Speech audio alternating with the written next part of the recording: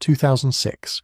A conference room in Prague, Czech Republic. Outside, the city moves through its ordinary rhythms. Inside, the Czech Ministry of Defense makes a decision that will cost more than $1 billion, survive a corruption conviction, a cancelled contract, a slashed order, a war in Afghanistan, and 2 decades of political scandal. They choose a vehicle almost nobody in the Western press has ever heard of. Not a household name, not a trophy purchase.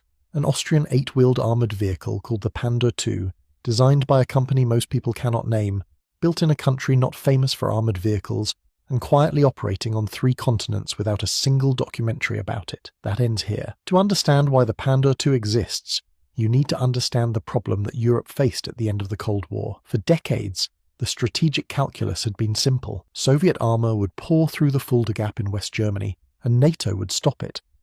Every vehicle was designed around that collision: heavy-tracked infantry fighting vehicles, dense armour, maximum firepower. Weight was not a problem because nobody planned to fly these machines to a crisis.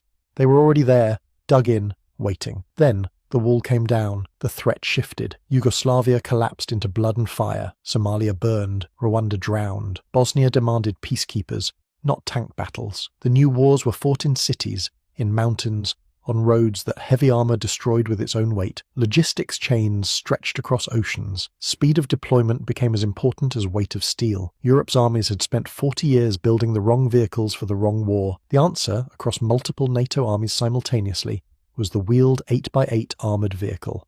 8 driven wheels instead of tracks. Lower maintenance costs. Higher road speeds. Strategic airlift capability in a C-130 Hercules.